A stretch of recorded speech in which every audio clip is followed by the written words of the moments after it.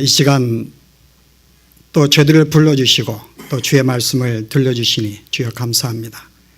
우리의 생명이며 우리의 빛이며 우리의 기쁨인 주의 말씀, 오늘도 들려주실 때 우리의 심령으로 이 말씀을 받게 하시고 도전케 하시며 이 말씀을 붙잡고 또 살아갈 수 있는 삶을 허락하여 주시옵소서. 예수 이름으로 기도합나이다. 아멘. 우리 집회 마지막 시간에 설교 내용이 기도의 가치였습니다. 그래서 어제 우리 노 목사님이 우리가 왜 기도해야 되는가, 그리고 어떻게 기도해야 되는가 말씀을 주셨기 때문에 우리가 오늘은 그런 내용을 오늘은 다루지 아니하고 우리가 무엇을 기도할 것인가, 기도의 내용에 대해서 함께 오늘 다루려고 합니다. 그래서 오늘 주신 말씀이 우리가 마땅히 기도할 때 해야 될 내용이 오늘 주기도문으로 오늘 우리에게 소개하고 있어요. 여러분이 복음서에 보시면은 주기도문이 두 군데가 나옵니다. 오늘 봉독한 마태복음과 누가복음. 근데 누가복음은 이 주기도문을 기록하면서 이 기도문을 왜 주셨는가를 설명해 줘요. 그리고 이 기도문을 우리가 주 앞에 간구할 때에 어떠한 역사가 벌어지는가를 설명해 줍니다. 그래서 우리가 먼저 이 말씀을 좀 자세히 알기 위해서 누가복음의 내용을 우리 함께 보는 게 조금 더 좋을 것 같은데 한번 누가복음 보십시다. 우리 11장. 자, 1절 말씀 보시면은 예수께서 한 곳에서 기도하시고 마치심에 제자 중 하나가 여짜오되 주여 요한이 자기 제자들에게 기도를 가르친 것과 같이 우리에게도 가르쳐 주옵소서. 예수께서 이르시되 너희는 기도할 때 이렇게 하라. 아버지여 이름이 거룩을 받으시오며. 자, 이제 1절에 보았더니 어떤 내용이에요? 예수님이 이제 기도를 하셨어요. 항상 정기적으로 기도하시고 내려오셨는데 제자들의 마음속에 아마 궁금증이 있었던 것 같아요. 예수님 뭘 기도하실까? 그래서 예수님께 묻습니다. 우리도 기도하고 싶은데 우리가 어떻게 기도하는 것이 옳은지 우리 기도를 가르쳐 주십시오 라고 한 거예요. 여러분, 이 말씀은 여러분 좀 배경이 필요한데요, 실제 제자들의 마음속에 안타까움이 있었어요. 왜냐하면 그 당시에 모든 유대인들은 그들만의 기도문을 가지고 있었거든요.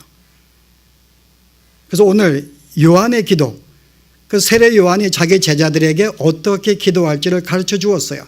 그래서 그들은 그 기도문을 받고 항상 그것을 암송하는 것입니다. 그 당시에 바리새파들인지 뭐 사두개파들, 뭐 헤롯 당이라든지 뭐 열심당, 에센파, 각 모든 유대인들의 각 파들이 있었는데 자기의 파들마다 기도문을 가지고 있었던 거예요. 그리고 그 기도의 내용들이 뭔가 하면은 그들이 무엇을 믿고 있는가, 그들이 무엇을 추구하고 있는가를 요약한 내용들이에요. 일종의 그냥 그들의 기도문은 그들의 어떤 이 모임의 목적에 대한 정의 내용입니다. 우리가 무엇을 지금 위해서 이 모임을 갖고 있는가, 무엇을 믿고 있는가, 우리가 추구할 삶이 무엇인가를 간략하게 요한 거죠. 그런데 예수님의 제자들만 이 내용이 없는 거예요. 그리고 이 파에 속하지 않는 사람들도 그들은 회당에서 기도문들을 배웁니다. 그래서 그 당시에 많은 기도문들이 있는데 그 중에 하나가 카드시라는 기도문이 있어요. 그들은 그것을 아침과 점심과 저녁에 날마다 암송을 합니다. 그리고 또 기도문 가운데 18번의 축복 기도라는 기도문도 있어요. 축복을 받기 위해서 시간 날 때마다 계속 암송하는 그런 내용들입니다. 그런데 예수님의 제자들만이 내용이 없는 거예요. 그래서 우리에게도 세례 요한의 제자들과 같이 무엇을 우리가 암송하며 기도할지를 알려주십시오 라는 청을 받을 때 주님은 그 마음을 아신 거예요. 그래서 그 마음을 아시고 우리가 무엇을 믿고 있는지 어떻게 기도할지를 그들에게 가르치기 위해서 주신 문이 주기도문입니다. 주님이 가르쳐준 기도문이라는 거죠. 주기도문. 그래서 이 주기도문 내용이 뭔가 하면은 우리가 지금 왜 이 모험을 가지고 있는가, 우리가 무엇을 믿고 있는가, 우리가 추구하고 지향할 삶이 무엇인가를 한마디로 정의해서 주신 내용입니다. 이게 성도들이 마땅히 기도할 내용이라는 거죠. 그런데 이것은 굉장히 중요해요. 이 기도문은요. 왜 그런가 하면은 어느 한 이 격언에 의하면요, 나의 가장 깊은 강한 소원은 즉 내가 누구인지를 말해준다 라는 격언이 있습니다. 내 마음속에 가장 큰 소원이 뭐냐 그 말이에요. 무엇을 강구하고 있는가? 그에 따라서 그 사람이 어떤 존재인지를 정의한다는 거죠. 만약에 여러분들이 거의 내 모든 마음속에 깊은 소원에 뭐 이렇게 부자가 되고 싶은 소원이 가장 강한 소원이라면 우리의 존재는 그런 존재인 거예요. 이 사람은 세상적이고 육적이며, 만약에 모든 기도의 내용들이 나만을 위한 내용, 내가 잘 살고 잘 먹고 건강하고 장수를 위한 내용이라면 나밖에 모르는 존재라는 거죠. 그래서 이 기도의 내용은 내가 어떤 존재인가를 설명하는 거예요. 만약에 그 사람의 모든 소원이 정말 하나님 앞에 백성답게 살기를 원하고 거룩하기를 원하고 죄에서 멀어지기를 원하고 주의 뜻 순종하기 원하고 또 천국의 백성으로서 내가 이 땅에 소망을 두지 아니하고 내가 천국에 소망을 두고 살아가는 그 마음이 강한 소원이 있다면 바로 그 사람이야말로 영적인 존재라는 거예요. 정말 하나님의 사람의 삶을 살고 있다는 것입니다. 그 여러분의 가장 깊은 소원이 무엇인가? 이게 내가 어떤 존재인지를 설명해 줘요. 그런데 저는 여기다 하나 더 붙이면요, 나의 가장 이 소원의 이 내용에 따라서 나의 성숙의 상태가 어떠한지를 또 가르쳐 주겠다 생각해 보았어요. 만약에 내가 나만을 위한 기도한다면 그럼 어떤 존재인가요? 아직 어린아이죠. 만약에 부모가 되어서도 여전히 나밖에 모른다고 자녀에 대해 신경을 쓰지 않는다면 아직 그는 부모로서의 자격이 없는 자입니다. 그런데 여전히 나의 삶에만 관심을 두고 나의 어떤 건강과 명예와 지식과 어떤 그것만 관심을 두고 기도한다면요, 어때요? 그 사람은 아직 신앙의 수준이 자기밖에 모르는 어린아이의 신앙인 것이에요. 그런데 그가 기도할 때마다 항상 관심이 어린 사람들, 연약한 존재들, 내가 어떻게 도울 것인가, 그 영역에서 기도하고 염려하고 안타까움을 가지고 있다면 그 사람의 신앙의 수준은 보다 이게 어른 같은 성숙한 수준인가 할 수가 있어요. 내 마음속에 가장 품고 있는 소원은 결국 내가 어떤 존재인지, 내가 또 어느 정도의 이 인간의 수준인지를 말해주는 그런 내용이라 볼 수 있습니다. 그런 점에서 오늘 주기도문은 뭐예요? 내가 하나님의 백성이라면, 주의 자녀라면 정말 천국에 소망을 두고 그 구원을 받은 자라면 최소한의 이런 정도의 마음의 소원을 가지고 기도하는 것이 옳다는 거죠. 그래서 이 기도의 내용은 우리가 어떤 존재인지를 설명하는 것입니다. 그러니까 여러분이 이 주기도문을 이 내용을 알고서 계속 이 마음을 가지고 주 앞에 간구한다면 바로 그것이 내가 어떤 존재인지를 설명해 주는 거예요. 그래서 오늘 우리가 어떤 존재인지를 주님께서는 알게 하기 위해서 이 기도의 내용을 주신 것입니다. 그래서 오늘 우리가 이 내용이 무엇인지를 오늘 좀 살펴봐야 돼요. 우리가 어떤 내용을 기도하는 것이 바른 기도이며 주께서 받으시는가. 왜냐하면 거의 모든 기도는 주께서 받지 않으시기 때문에요. 그래서 우리가 지난 시간 야고보서에 내가 구하여도 정욕을 위해서 구한다면 받지 못할 것이다. 그러니까 우리가 수없이 기도해도 응답이 안 되는 기도가 있고 받지 않는 기도가 있어요. 그런데 오늘 주님이 가르치는 기도는 100% 응답될 수밖에 없는 그런 기도의 내용을 주신 것입니다. 그래서 우리가 앞으로 기도하기 위해서 어떤 내용을 할 것인가가 굉장히 중요하기 때문에요. 오늘 그 내용을 좀 살펴보려고 합니다. 마음 같아서는 이걸 좀 세박에 나누어서 한 5-6번 나누고 싶어요. 그러니까 여러분 주무실까 봐 너무 풀어주면은. 그래서 오늘은 좀 이렇게 핵심적인 내용, 그 교훈이 무엇인가 하면 한껏 오늘은 짚고 넘어가려고 합니다. 자, 먼저 여러분 주기도문인데요. 이 주기도문 우리에게 기도하라고 주신 내용인가, 주님께서? 너희는 이렇게 기도해.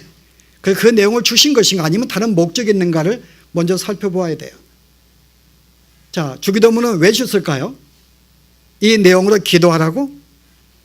근데 내용을 보시게 되면 이것은 강구의 내용이 아닙니다. 이렇게 강구해라는 그런 내용으로 문장에 쓰이지 않아요. 여러분, 이 주기도문의 특성은 여러분 내용 보시면 지금 7개의 강구 내용이 나옵니다. 7개가. 근데 그 중에 모두가 다 명령형이에요. 주님, 이름을 거룩히 받으십시오. 나라가 임하십시오. 이 땅에. 그 하나님의 뜻이 이 땅에 이루어지게 해 주십시오. 라는 명령어로 되어 있어요. 그런데 우리는 명령형인데 이 헬라어는 조금 더 특이한 내용이 있습니다. 명령형에 여기에 현재와 과거와 미래의 단어들이 함께 포함되는 그런 명령형이에요. 무슨 말인가 하면 여러분 보시면 이 명령은 과거형입니다. 여러분 이상하잖아요. 주님 주세요. 항상 우리가 이 명령은 현재거든요. 이렇게 오세요. 가수의 명령인데 이 헬라어에는 명령형의 플러스 과거형의 부정 과거형이 여기 쓰여 있는 거예요. 자, 그러면 어떤 내용이 돼요? 주옵소서. 그럼 과거가 되면 어떻게 되죠? 주셨습니다. 이거는 고백이고요. 이게 문장이 형성이 안 되는 거예요.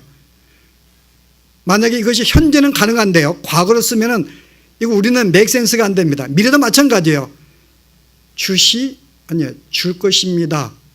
이것도 강구가 아니에요. 그죠? 뭐 이거 지금 그런 좀 잔소리보다는 이 명령형이 과거, 그러니까 부정 과거 명령형이라는 거야. 이게 무슨 의미인가 하면은 당시에 이스라엘에서 이 명령이 쓰일 때는요, 이것은 현재형으로 쓰는 것이 아니라 과거형으로도 쓰여지고 현재로도 쓰여지고 미래형으로도 쓰여진다는 거예요. 자, 그러면 어떤 내용이 될까요? 자, 우리가 나라에 임하옵시고 하나님의 나라가 이 땅에 임하다 나라에 임하옵시고 이럴 때 그럼 이 내용이 구체적으로 어떤 내용일까요, 여러분? 이미 주의 나라가 임했습니다. 그리고 지금 하나님의 나라가 지금 임하고 있습니다. 그리고 이 나라가 앞으로 당장 임할 것입니다. 라는 기도의 내용이에요. 이해되셨는가? 하나 더 해볼까요? 그럼 하늘의 뜻이 이 땅에 이루어지십시오. 현재인데요. 과거는요. 이미 하나님의 뜻이 이 땅에 이미 이루어졌습니다. 그 다음에 지금 이루어지고 있습니다. 이루어주세요. 그리고 앞으로 이루어질 것입니다. 뜻입니다. 자, 그러면 우리가 조금 더 해볼까요? 왜냐하면 이 주기도의 내용을 우리가 아는 게 중요하니까요. 그 우리가 죄를 사해 준 것처럼 우리의 죄를 사해 주시옵소서. 자, 이 뜻은 결국 어떤 내용일까요? 이미 주님은 우리의 죄를 사해 주셨습니다. 지금 내가 짓고 있는 죄도 주님이 사해 주시기 원합니다. 지금 사해 주고 있습니다. 그리고 앞으로 내가 뭐를 지을 죄도 주님 이 죄를 사해 주십시오. 라는 내용이에요. 자, 하나만 더 하면요. 마지막에 다만 악에서 구하옵소서.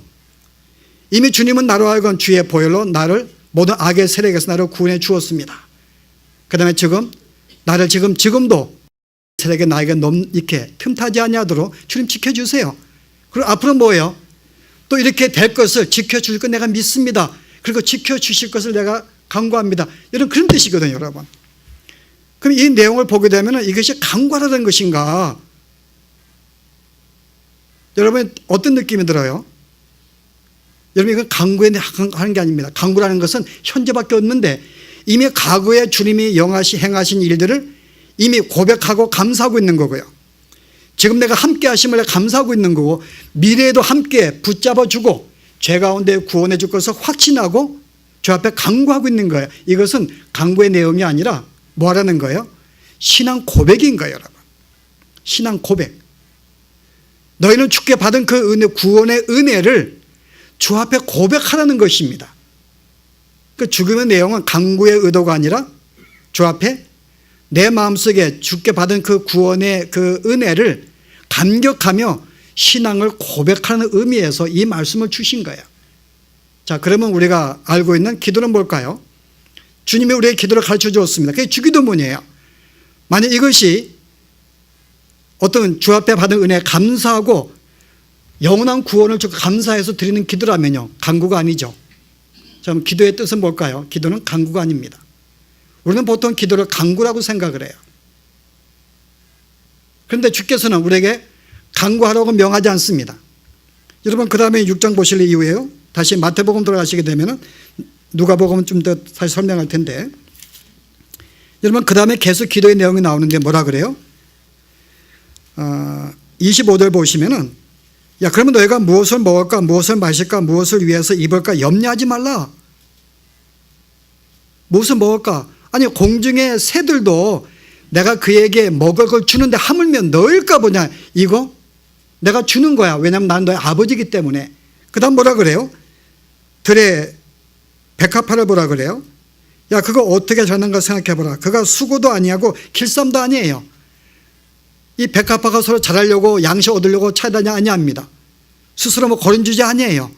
그럼에도 불구하고 내가 먹이신다고 이야기합니다. 하물며 내가 솔로몬의 모든 영광으로도 입은 것이 이 꽃 하나만 갖지 못하였느니라.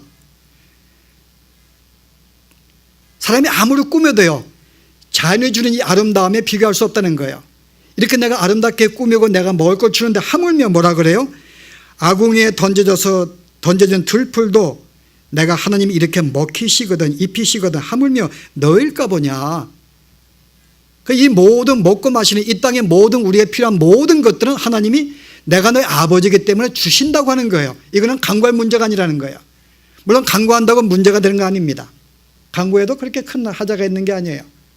여러분이 우리가 보통 가정에서 이제 부모님들이 자녀에서 음식을 준비합니다. 그럼 자녀들의 반응이 보통 새 아이가 반응을 달리한다고 생각해 보십시다. 하나는 항상 그 시간에 부모가 밥을 주기 때문에 그걸 믿고 그냥 테이블에 앉아 있어요. 그 시간 되면. 그런 자녀가 있을 것입니다. 어떤 자녀는요? 여기 극성 맞은 자녀가 누가 있는가요? 우리 교회? 아침만 되면 엄마 밥 줘. 근데 저녁 되면 엄마 밥 줘. 저녁마다 밥 줘 그러면요. 아니 그거 안 해도 밥은 항상 나와요. 근데 밥 줘 그러면은 그렇게 한두 번 싫지 않죠. 근데 계속 끼니 때마다 아빠 밥 줘. 엄마 밥 줘 그러면요. 어떤 생각이 들까요? 귀한테? 야, 이건 징그럽기도 하고 이게 지금 아니 밥을 누가 안 주나 그러면 저 밥에 뱃속에 뭐가 들었다고요? 거지가 들렸나? 그렇게 할 거 아니에요. 그죠? 실은 너무 또 그 말도 안 하고 또 테이블에 앉아 있는 것도 그것도 뭔가 좀 정이 떨어져요. 의뢰 주는 줄 알고 있고. 근데 또 하나의 자녀는요. 아침에 와가지고 너무나 수고가 많아요. 고마워요. 여러분 그런 자녀가 있을 것입니다. 여러분 그럴 때 여러분 누가 제일 예쁠까요? 여러분 마음속에 새 자녀가 다 예쁘기는요. 그건 누가 마음속에 그래도 더 마음속에 흐뭇한 마음을 갖겠어요?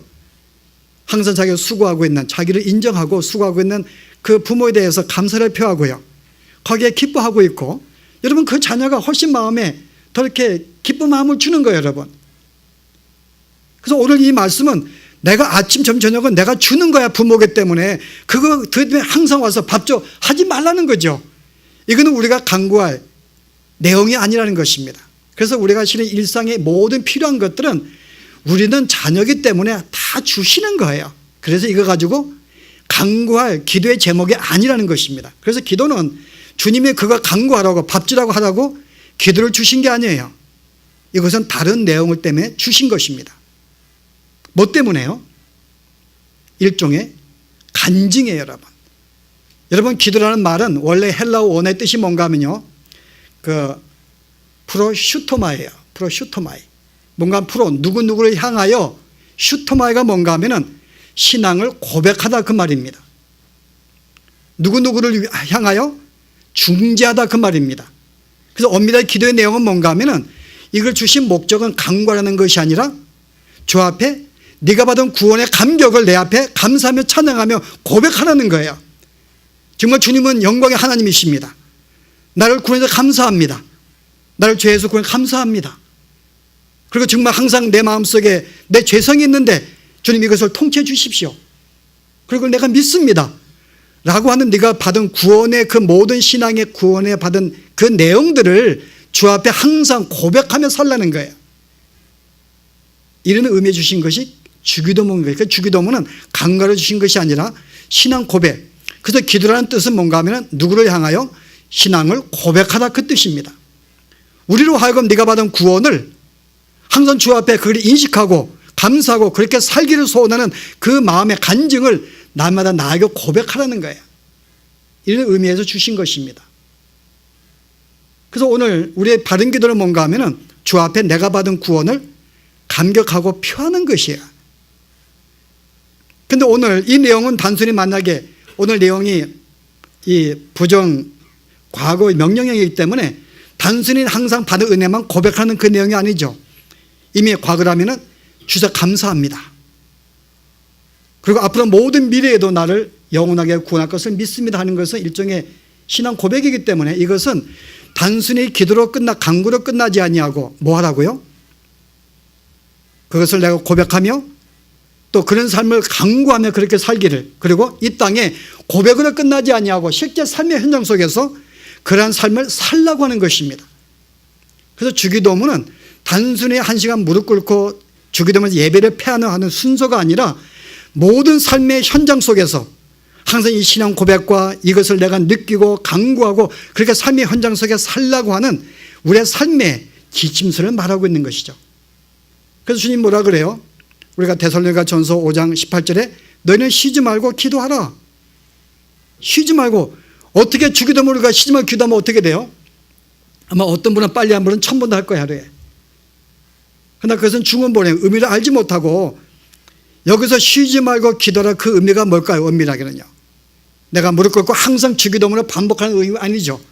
오늘 이 내용이 내 신앙의 고백이라면은 쉬지 말고 날마다 모든 삶의 순간순간마다 이란 내가 구원받은 사실을 알고 내가 주 앞에 어떤 존재인 줄 알고 내가 주의 은혜를 감격하며 그에게 의지하며 내가 이 땅에 천국인의 삶을 살도록 늘 강구하는 이 삶을 강구할 뿐만 아니라 실은 삶의 현장 속에서 그런 마음을 가지고 사는 것이 이게 바로 성도라는 것입니다. 이게 우리의 정체성이라는 거예요.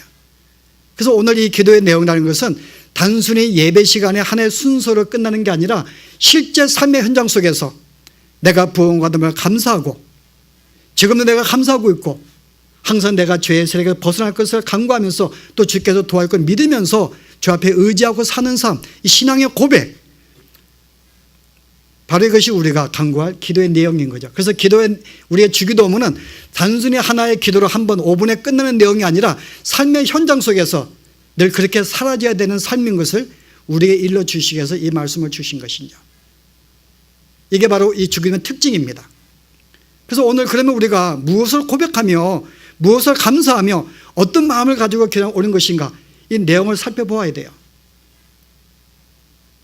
우리 간단하게 보려고 합니다. 자, 여러분 이 내용 보시면요, 여러분이 이 성경이 기록된 그 내용 보시면 대부분이 뭐로 기록됐는가 하면은 카이즘 구조로 그 문맥으로 기록되어 있어요. 카이즘. 거의 모든 히브리 성경들이요. 카이즘이 뭔가 하면은 앞의 내용과 뒤의 내용이 서로 연관이 되어 있습니다. 그 앞의 내용을 선포한 다음에 또 그 다음에 내용이 반복이 되는데 이 내용이 앞의 내용과 서로 연관된 게 카이즘 구조예요. 쉽게 설명하면은 여러분 여기 7개의 지금 이 기도 내용의 강구가 나오는데 7개가 그 7개는 A, B, C, D 나머지 3개는요 C 다시 B 다시 A 다시로 구성되는 거예요. 그러면 A와 A 다시는 서로 연관이 있습니다. B와 B 다시 서로 연관이 있어요. C와 C 연관이 있고 마지막에 4번째 D는 이 주기도문의 핵심 내용입니다. 자, 그러면 처음에 A가 뭐죠? 내용의 강구한 내용이 뭘까요? 첫 번째 우리가 주 앞에 어떤 마음을 가지고 주 앞에 고백을 하며 그렇게 살기를 소원할 것인가? 자, 내용이 첫 번째 뭐죠? 주의 이름이 거룩히 여김을 받으시오며 하나님께 영광 돌리는 거예요. 아버지 영광 받아주시옵소서, 그 뜻입니다. 우리가 지음받은 목적은 하나님의 영광을 위한 거예요. 주님이 이 모든 만물을 짓고 우리를 구속하신 목적은 하나님의 영광 받으시기 위한 것입니다. 이 모든 건 주님을 찬미하게 하기 위해서, 영광 받으시기 위해서, 이게 첫 번째 주님이 우리를 구원하신 목적이에요. 그래서 마땅히 네가 구원을 받았다면 주 앞에 마땅히 우리의 모든 삶의 관심사가 첫 번째가 뭐예요? 하나님의 영광을 위하여 살기를 간구하라는 것입니다. 하나님의 영광을 위해서. 우리 소위로 문답의 1문이 뭐죠? 배웠는가요? 사람의 제일 때 목적은 무엇입니까? 우리가 지음받은 목적은 하나님을 영화롭게 하고 그를 즐거워하는 것입니다. 우리를 지은 목적이 하나님의 영광을 위한 거예요. 이게 우리가 항상 잊지 말고 주 앞에 그렇게 간구하며 그렇게 살라는 것입니다. 모든 삶의 현장마다 내 영광이 아닌, 여러분이 베드로가 어떤 존재, 아니 베드로가 아니라 바울이 어떤 존재인지 알죠? 고린도 교회가 바울을 보고 싶어 했어요. 왜냐하면 그가 편지를 쓸 때마다 너무나 편지가 은혜스러운 글을 쓰니까요. 그래서 바울이 드디어 그들에게 나타났습니다. 그들의 소원대로. 근데 그들의 첫인상이 뭐라 그랬어요? 고린도후서 10장 10절에 뭐라 그랬어요?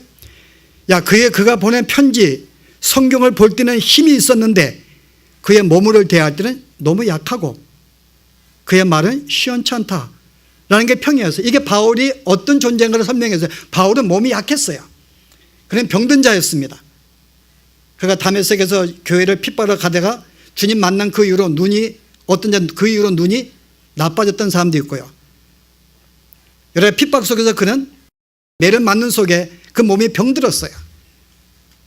그래서 몸이 너무 약한 거예요. 이 고린도 교회 첫인상이. 그 다음에 그의 말은요, 시원치 않는 거예요. 말을 못하는 거예요. 한마디로 죽을 썼다 그 말입니다. 설교할 때. 도저히 말이 논리가 안 맞는 거예요. 이게 바울의 모습이었어요. 근데 바울이 실제 그런 존재입니다. 근데 바울이 거기에 대해서 어떻게 반응을 보였다고요? 부끄러움을 안 느꼈어요. 오히려 뭐라 그래요? 내가 기뻐한다고 이야기합니다. 내가 나의 약함, 너희가 보았듯이 말도 내가 못하고 설교도 죽을 쓰고 논리도 맞지 않고 이 몸이 약한 이 모든 걸 나는 기뻐하고 자랑한다 그래요. 여러분 왜요? 왜 기뻐하고 자랑한다 그래요? 자기의 못남을요? 우리는 부끄러울 텐데, 망신이 부끄러운데 왜 자랑한다 그래요? 그의 포인트는 분명해요.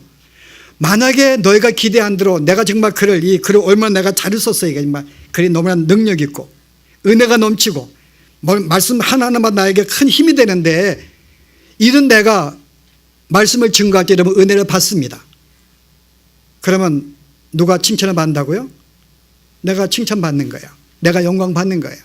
어제 우리 노 목사님이 지난 4일 동안 말씀을 주었습니다. 아, 너무 좋아. 여러분 그때 여러분 마음속에 어땠어요? 아, 내가 이거 참 은혜 받았구나. 너무 좋다. 그 다음에 나아간 적 있는가요? 그 다음에 한 단계? 아, 목사님 설교 잘하시구나. 참 좋다. 가까이 하고 싶고 교제하고 싶고.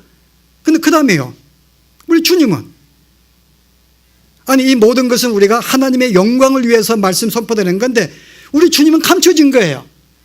근데 만약에 어제 우리 노 목사님이 설교할 때 말도 참 이렇게 목소리도 약하고 뭐 논리도 안 맞고 뭐 별로 이렇게 뭐 그냥 별로, 그런데 뭔가 내 마음속에 감동이 생기는 거예요. 말씀의 은혜가 되고 깨달음이 있고 감격이 생기고. 여러분 그러면 어떤 평이 되겠어요?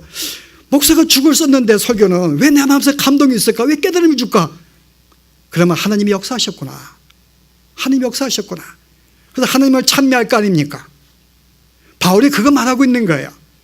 만약에 너의 기대도 내가 이렇게 잘나고 잘났으면은, 내가 이렇게 설교에 영향을 끼치면은 너희가 나를 영광을 돌릴 텐데, 내가 영광을 받으면 우리 주님은 뭐가 되냐 그 말이에요. 근데 내가 이렇게 말도 현찮고 내가 이렇게 몸도 약했는데 바울이 가는 곳마다 교회가 세워지고 역사가 벌어집니다. 그러면 너희가 뭐라고 말하겠냐 그 말이에요.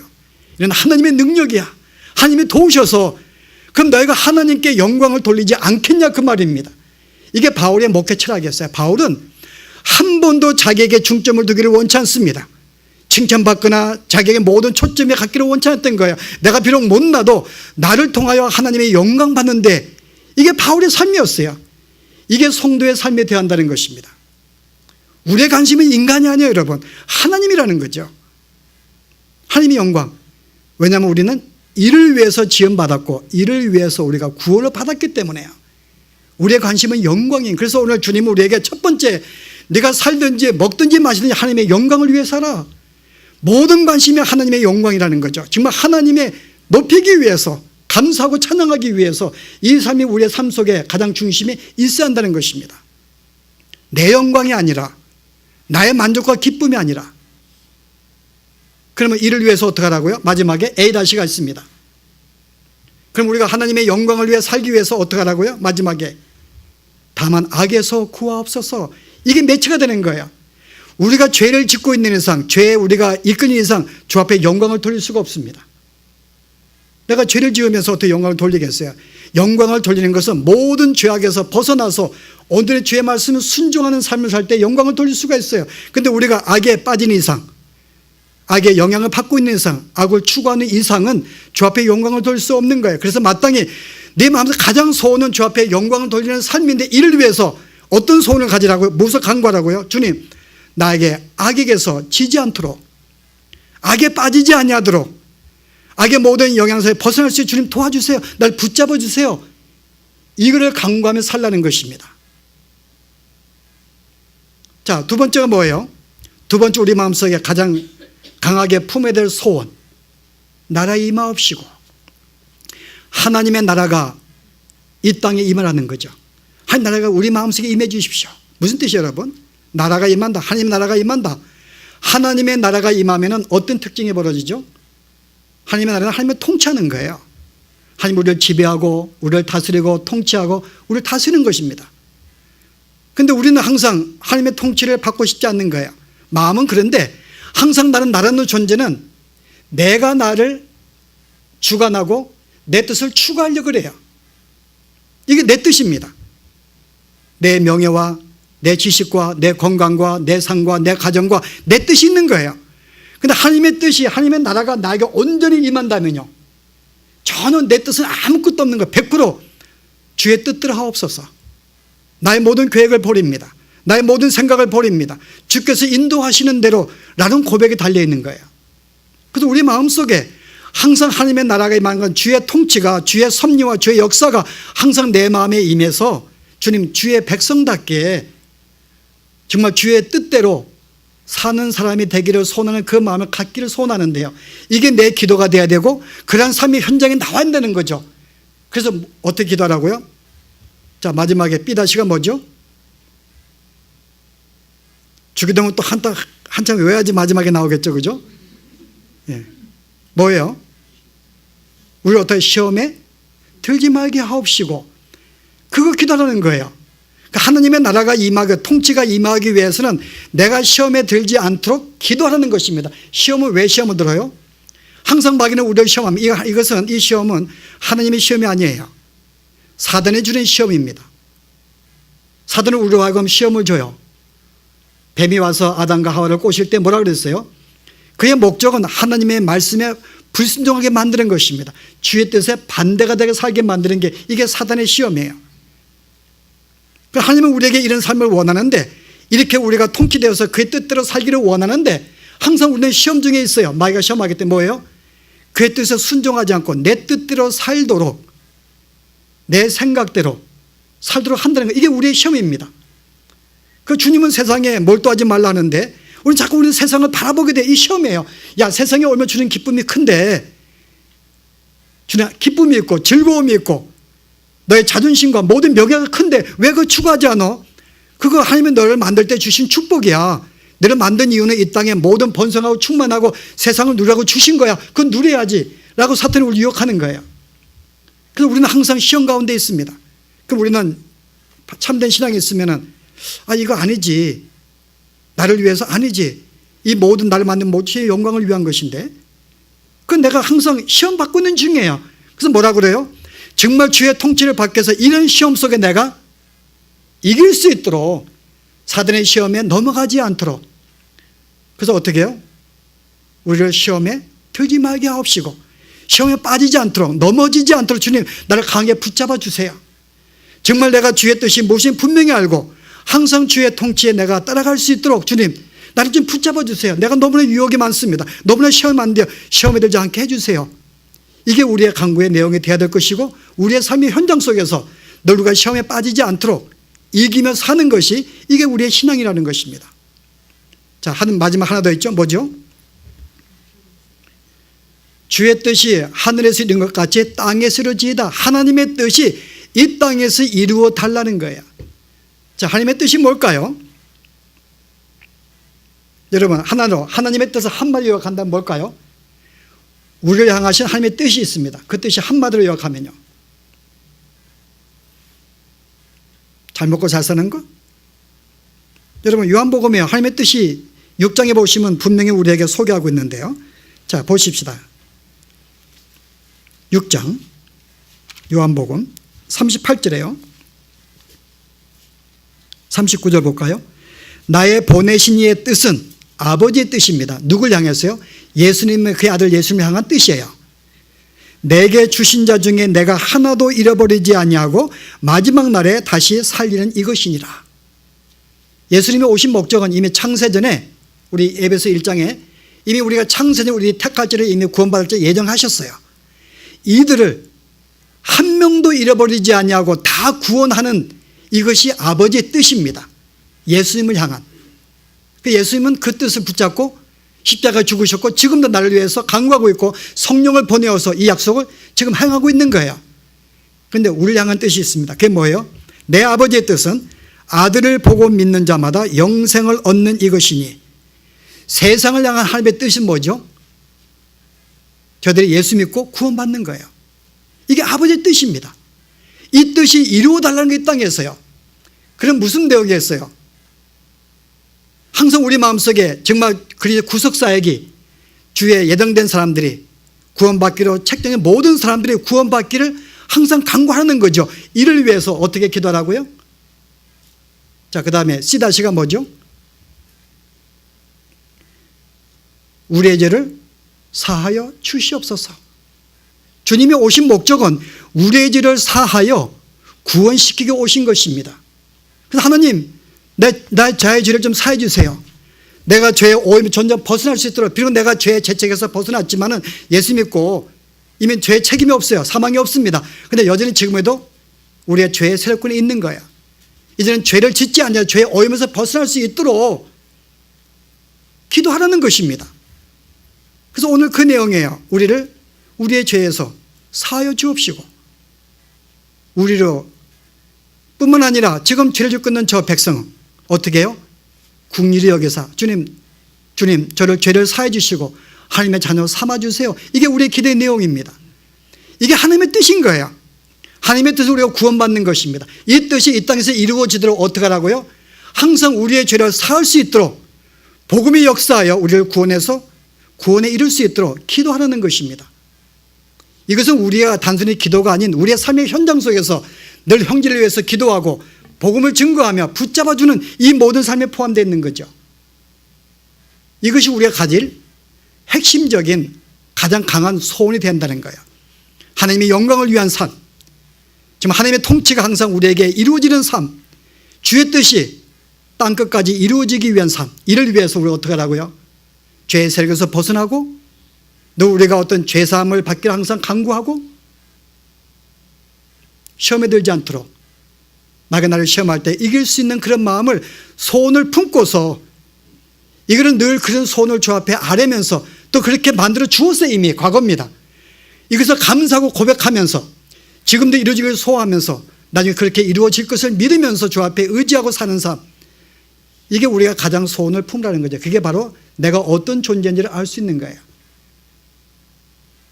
자, 근데 가장 중요한 게 남아있어요. 가장 중요한 핵심적인 내용, 그게 D입니다. 자, 그게 뭘까요? 오늘날 우리에게 일용할 양식을 주옵시고. 갑자기 제가 웃음이 나오는데요. 답달라는 게 이게 가장 기도의 내용인가?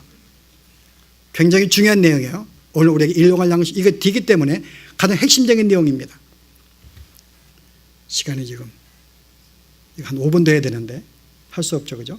근데 우리 어제 집회에 여러 번 연단되셔가지고 1시간 반 한 거, 제가 뭐 한 10분 더 한다 그래서 여러분 길다고 생각 안 할 텐데, 그래서 제가 감사해요, 집회에 대해서요. 여러분, 실은 일용할 양식. 여러분 무슨 말일까요, 일용할 양식? 근데 여러분 한 가지 궁금한 것은 일용할 양식이요, 그 당시에 이 성경을 기록할 때 그 당시에 모든 헬라 문헌에 이 단어가 없습니다. 쓰지 않았어요. 신약 성경에 딱 여기 한 번만 썼어요. 이 일용할 양식을. 에피우스연. 이게 일용할 때 일용할이거든요. 일용할. 딱 한 번 기록되어 있습니다. 그래서 우리가 이 뜻이 무엇이 알 수 없어요. 이게 뭘 의도로 썼는지. 에피우스연. 일용할. 자, 그래서 우리가 이 뜻을 알기 위해서 일용할, 왜냐하면 주님께서요, 내가 그 다음에 6절에 내가 무엇을 먹을까 마시지 말라고 했는데 무엇을 먹을까, 무엇을 마실까, 무엇을 입을까 염려하지 마라 라고 그 일상적인 삶을 우리가 간구하지 말라 그래 놓고 여기서 일용할 양식을 다 간구하라 그러면은 이건 뭔가 문제가 있는 거죠. 주님이 일용할 양식 우리가 정말 달라고 가르쳐 주었어요. 근데 그 다음에 간구하지 말라 그래요. 자, 이런 내용 볼 때는 이 내용이 일용할 양식이 아닌 걸 알 수가 있습니다. 무엇을 먹을까, 무엇을 마실까, 무엇을 입을까에 대한 내용이 아닌 걸 알 수가 있어요. 자, 그럼 그 내용이 뭘까요? 에피우스연. 한 가지 방법은 있는데 주님이 이 기도문을 가르칠 때에 그가 하신 말씀이 어떤 언어였을까요, 여러분? 그게 아람어예요. 예수님은 아람어를 쓰셨어요, 그 당시에는. 왜 아람어는 이스라엘 백성의 범죄에서 바벨론 포로로 끌려갔는데 그들이 70년간 살았잖아요. 그래서 이미 그들이 영어에 익숙한 거예요, 벌써 아람어에. 그들이 돌아와서 여전히 영어를 쓰는 거예요. 여러분 70년간 살아보세요, 여러분. 그래서 예수님의 그 당시에는 모든 이스라엘 백성들이 이미 이 바벨론의 그 언어, 아람어에 익숙했고 일상적인 언어였어요. 예수님이 하신 모든 말씀은 다 아람어였습니다. 그럼 아람어로 이 기도문을 가르쳤을 거 아니에요. 그러면 아람어에는 아람의 기도문이 나옵니다. 그때 이 단어가 어떤 단어로 썼는가를 발견해야 돼요. 에피우스요. 자, 어떤 단어였을까요? 여러분 그 아람어 주기도문에 보시면은 일용할 양식이라고 번역이 안 돼 있습니다.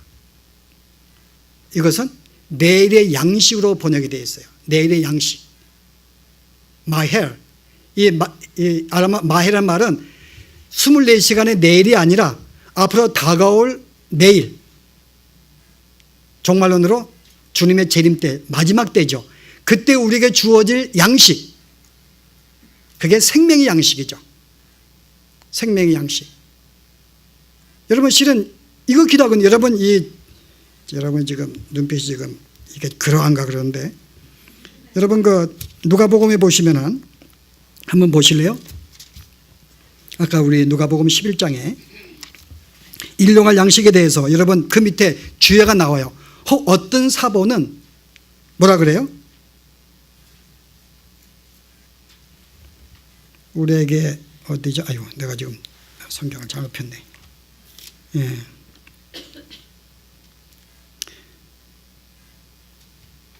자, 3절 우리에게 일용할 양식을 주옵시고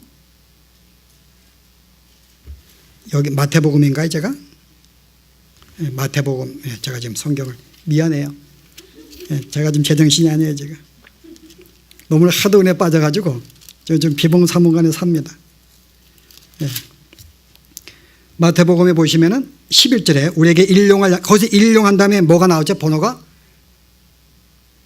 앞에 번호가 뭐가 돼 있어요? 1번 표시 있죠? 1. 여러분 성경 보세요. 밑에요. 1 주에 뭐라 했어요? 또는 어떤 사본에 내일 양식을. 어떤 사본은 내일 양식이에요. 근데 원래 아람어에는 내일 양식, 앞으로 다가올 양식. 여러분 다가올 양식, 내일의 양식이 뭘까요? 내일의 양식이. 예수님은 내일의 양식이라 가르쳐 주었어요. 자, 내일의 양식은 뭘까요? 구약에 한번 언급됩니다. 내일의 양식이 뭐죠? 이스라엘 백성의 출애굽하고 광야 생활할 때의 40년 동안에 그들은 항상 그 금요일 날은 내일의 양식을 받았어요. 안식일에 일할 수 없기 때문에 이미 금요일 날 이틀째 양식을 주신 거예요. 하루는 오늘의 양식, 또 하루는 내일의 양식이에요. 여기 내일의 양식은 뭘 의미하죠? 아까 다가올 양식, 하늘의 양식, 바로 주님이 내가 내일의 양식이라고 말씀하고 있습니다. 한번 성경 보실래요? 요한복음이에요. 요한복음 6장에 동일하게 이 말씀이 소개되고 있는데 제가 이 말씀을 그냥 읽어보겠습니다. 내가 곧 생명의 떡이니라. 6장의 설교, 내가, 여기 떡이라는 말은 양식 같은 말, 알토스 같은 말이에요. 내가 뭐라고요? 생명의 양식이니라. 그 다음에요. 너희 조상들은 광야에서 만나를 먹었어도 죽었거니와 이는 하늘에서 내려오는 떡이니 양식이니 사람으로 하여금 먹고 죽지 아니하게 하는 것이니라. 나는 하늘에서 내려온 살아있는 떡이니 사람이 이 떡을 먹으면 영생하리라. 내가 줄 떡은 곧 세상의 생명을 위한 내 살이니라 하시니라. 주님은 여기에서 당신은 내일의 양식, 앞으로 다가올 양식, 하늘나라의 천국의 양식에 당신이 말하고 있고 바로 이 양식을 구하라고 말하고 있는 거야. 그래서 원래 주기는 물론 그 양식은 꼭 내일만 주는 건 아니죠. 뭐 지금도 우리 주고 있고 우리 과거에도 이 말씀을 주셨기 때문에 우리 대신에 오늘의 양식도 틀린 말은 아니지만은 엄밀한 의미에서는 내일의 양식, 생명의 양식을 말하는 거예요. 그 죽음의 가장 핵심적인 우리의 소원은 뭔가 하면은 우리가 예수 그리스도를 구원하는 것입니다. 그분 복음 안에서 삶을, 구원받은 백성의 천국인의 삶을 살기를 소원하라는 거예요. 정말 하나님 구원받았다면은, 영생을 받았다면은, 정말 영원한 생명 얻었다면은 그 삶에 맞게, 정체성에 맞게 이 땅에서 그러한 모습을 갖고 살라는 것, 이것을 가장 마음의 소원을 두고 간구하라는 것입니다. 백성답게 주님을 찾으라는 거예요. 주님과 동거하는 삶. 왜냐하면 여러분이 바울이 그렇게 해요. 바울은 모든 걸 가진 자였어요. 로마의 시민권이나 가장 가말리엘 문화, 가장 세상의 가장 학자였습니다. 전도에 열심도 있었어요. 성경에 능통한 자였어요. 근데 바울이 뭐라 그래요? 나 이 모든 것은 난 자랑하지 않는다. 나는 오히려 이 모든 것들을 배설물로 여긴다 그래요. 이것은 배설물이야. 이것은 뭐에 비하면요, 내가 그리스도를 아는 고상한 지식에 비한다면은, 주님을 아는 이 지식에 비한다, 이 모든 건 배설물이야. 정말 내가 주님을 깊이 알아가는 것, 이게 가장 나의 기쁨이라는 거죠. 여기에 비한다면 세상의 모든 것들, 내가 가진 것들은 배설물에 불과해. 제 말이 아니에요, 그죠 여러분? 빌립보서에 보시면은 내가 열심으로는 교회를 펴피하고 율법의 의로는 흠이 없는 자라. 그러나 무엇이든지 내가 유익하던 것을 내가 그리스도를 위하여 다 해로 여길 뿐더러, 또한 모든 것을 해로 여김은 내 주 그리스도 예수를 아는 지식이 가장 고상하기 때문에, 주님을 내가 강구하고 주님을 찾고 주님과 교제하고 그분을 알아가는 이 삶이 가장 고상하기 때문에요. 그래서 주기도문의 핵심 내용으로 준 거예요. 가장 중요한 내용, 내일의 양식 그리스도를 날마다 구하며 그를 알아가기를 소원하라는 거죠. 그를 알아갈 때 그분의 사랑이나 그분의 의를 알고 감격할 수 있고, 그분의 능력을 알 때 내가 마음의 평강을 누릴 수가 있고, 나의 사랑하심을 내가 알게 될 때는 내 마음속에 기쁨이 있는 거예요. 이 땅에 걱정이 없습니다. 이 모든 것을 내가 알기 위해서 주님을 찾으라는 거예요. 그래서 예레미야가 예레미야 9장에 뭐라 그래요? 너는 그 어떤 것도 자랑하지 마라. 너의 지식 자랑하지 말고, 너의 부함, 너의 외모 자랑하지 마라. 내가 자랑한 것 한 가지가 있는데 뭐라 그래요? 하나님을 알고 그가 어떤 분인 것을 아는 것을 자랑으로 알라 그럽니다. 나는 이것을 기뻐하노라. 네가 나를 알아가는 것이, 네가 나를 찾는 것이 가장 나의 기쁨이라는 거예요. 그래서 오늘 주기도문에 핵심 내용을 준 거예요. 내 마음속에 가장 큰 소원은 주님을 알아가는 것이고, 그의 삶을 내가 본받는 것이고, 그의 삶을 내가 따라가는 것이고, 그렇게 사는 것을 마음속에 주 앞에 간구하고, 이것을 주 앞에 그런 존재가 되었음을 고백하고, 또한 그런 삶을 살기를 소원해 실제 삶의 현장 속에서 주님의 모습을, 주의 성품을 드러내며 주의 삶을 우리에게 드러내며 살라는 것입니다. 자, 그렇게 우리가 마음의 소원을 품고 갈 때 이 기도는 어떻게 한다고요? 응답될 수밖에 없다는 거죠. 이것은요, 바로 그게 여러분 누가복음의 마지막 내용이에요. 예수님이 주기도문을 주신 다음에 그 다음에 뭘 이야기했어요? 그 다음에 두 가지 비유를 주시는데, 한 비유는 어제 했어요, 노 목사님이. 그 저는 한 비유만 합니다. 주기도문 준 다음에 이렇게 우리가 주 앞에 그런 소원을 갖고 주 앞에 고백을 하고 감사하고 또 그렇게 되기를 간구하며 의지하며 산다면은, 자, 어떤 일이 벌어진다고요? 자, 친구에게 나오는 거야, 비유를. 자, 한 친구가 나에게 방문했어요. 저녁에 없어요. 그 옆에 친구 집에 가서 야, 내 벗이 왔는데 빵을 달라는 거예요. 또 세 덩이만 줘 그랬답니다. 여러분, 간청의 내용이니까 여러분. 이 친구가 졸랐더니 이 친구가 잠자다가 너무 시끄러워가지고 줬다. 간청이 아니죠, 여러분.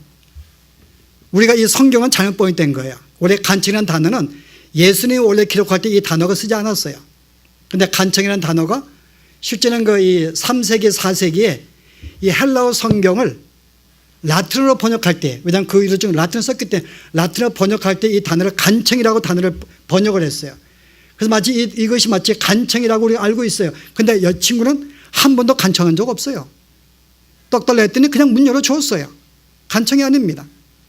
그래서 우리는 이 간청을 조르면은 주께 준다고 말씀을 잘못 가르치고 있는데, 우리가 여기에 대해서 에피소드가 많아요, 여러분. 어제 우리 목사님도 하나 주었는데, 유산 예가 한 성도가 주 앞에 열심히 기도했어요. 간청했어요. 그 주님이 안 들어주었어요. 근데 이 성도가 죽었거든요. 그 주님께 물어봤어요. 내가 그렇게 간절히 간청했는데 주님 왜 응답 안 됐어요? 그 주님 뭐라고 답변했는지 아세요? 야, 한 번만 더 했으면 내가 들었는데 한 번 내가 못 해가지고 한 번만 더 하지. 이게 우리가 간청해요.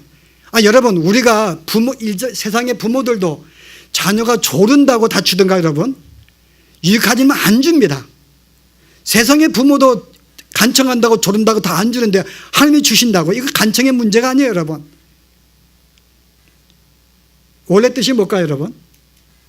여기 나왔어요. 누가복음 붙으면 혹 어떤 사본은 뭐라 그랬어요? 어떤 사본은? 성경 덮었죠. 예, 여러분 그 제일 밑에 저쪽에 우측 밑에 보시면요, to preserve his good name, 그의 명성을 보존하기 위하여, 이 뜻입니다. 여러분 거기 보시면은 간청의 단어가 한 다음에 비에 주어가 나오잖아요. 원래 이 뜻이 뭔가 하면은 부끄러움을 당치 않기 위하여, 수치를 내가 방지하기 위하여, 나의 체면, 나의 이름의 명성을 보존하기, 체면을 지키기 위해서라는 뜻입니다. 무슨 말인가 하면은 당시 중동시대 친구라는 개념은 너와 내가 개념이 없어요. 너무 침략 내 거고 내게 내 거야. 제대로 들었는가 그죠? 예, 현미 집사님께 내 거고 내게 내 건 거죠. 이게 친구 관계예요. 허물이 없는 관계입니다. 그래서 친구가 밤늦게 와서 먹을 거 달라 그래도 부끄러움이 아니고요. 또 없어가지고 친구 집에 가서 빵을 달라는 것도 부끄러움이 아니고 마땅히 줘야 되는 거야. 그런데 내가 잠이 든 거예요. 근데 네가 비록 그렇게 친밀한 관계를 할지라도 그 친밀한 관계를 안 줄 수도 있어요.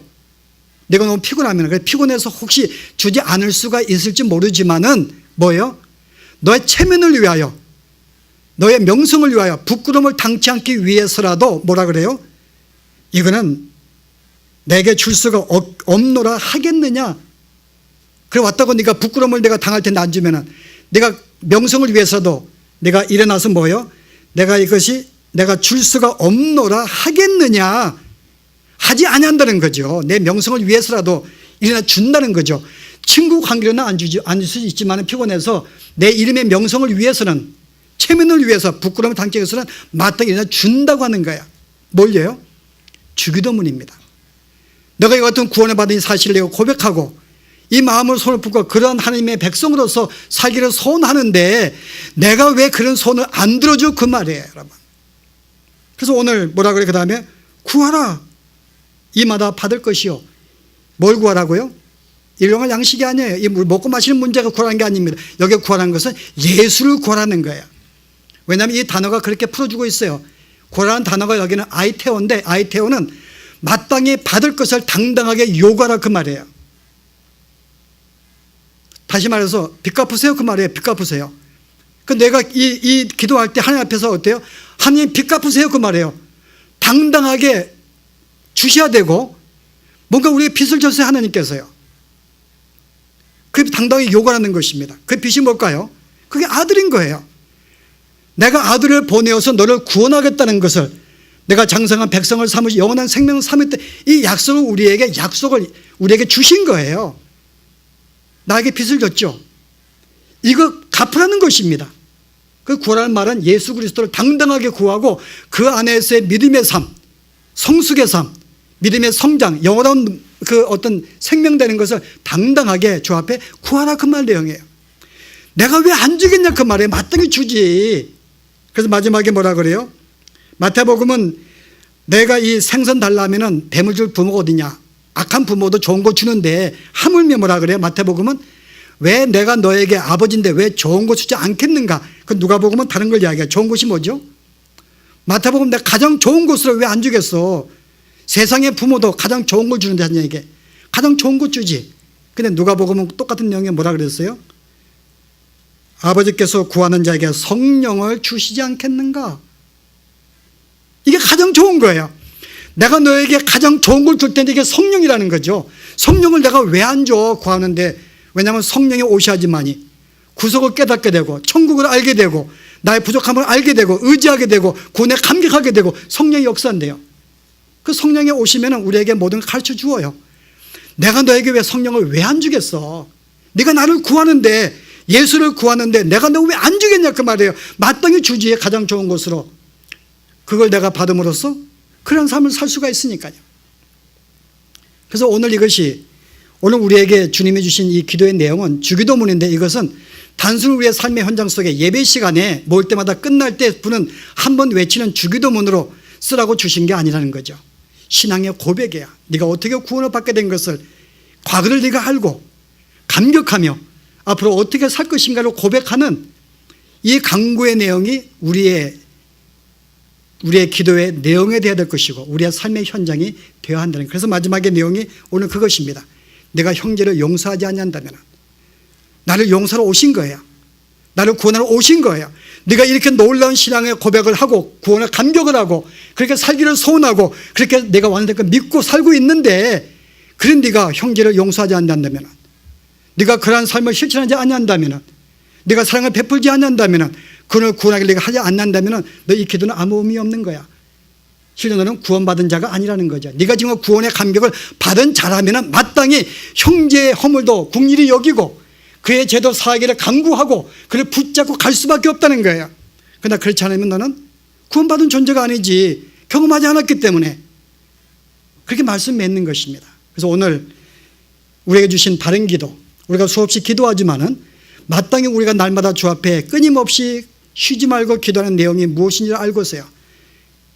그리고 우리가 어떻게 살지를 여러분의 마음 다시 한번 갖고 이 내용들 여러분 가장 큰 소원 우리가 이야기했습니다. 이래서 어떻게 우리가 간구할 것인가를 해왔기 때문에 다시 이 말씀을 여러분이 하시면서요. 나중에 우리 주기도성을 끝날 때 그냥 한번 5분을 끝낸 내용이 아니라 이 내용을 상기하지 부르신다면 이게 우리의 신앙 고백이며 저에게 응답받는 아름다운 믿음의 삶이 될 것입니다. 함께 기도하시죠. 하나님, 오늘 우리에게 수없이 강구하는 내용 가운데 무엇을 기도할지 모르는데 우리에게 어떻게 기도할지를 일러주신 하나님, 내가 어떤 기도를 하냐에 따라서 이것이 내가 어떤 존재인지를 알게 하셨는데 내가 지금도 무엇을 간구하고 있는지 우리가 지난 한 해 동안 우리의 삶을 돌아보건대 여전히 세상의 것, 나의 만족, 나의 것을 간구했던 이 삶을 우리가 긍휼히 여기시며 이제 구원받은 백성으로 하나님의 사람으로 우리가 어떻게 구원받은 것을 주 앞에 고백하며 어떠한 삶을 살기를 소원할지를 저들로 알겠사오니 이 말씀 붙잡고 이것이 우리의 가장 우리 마음의 깊은 소원이며 그러한 삶을 살아가는 가운데 주 앞에 주의 백성으로 주 앞에 영광 돌리는 저희들의 삶이 되어지라. 뿐만 아니라 이런 삶을 통하여 우리에게 참된 기쁨과 평강이 넘치는 저희들의 삶이 풍성히 넘치도록 축복하여 주시옵소서. 예수 이름으로 기도합나이다.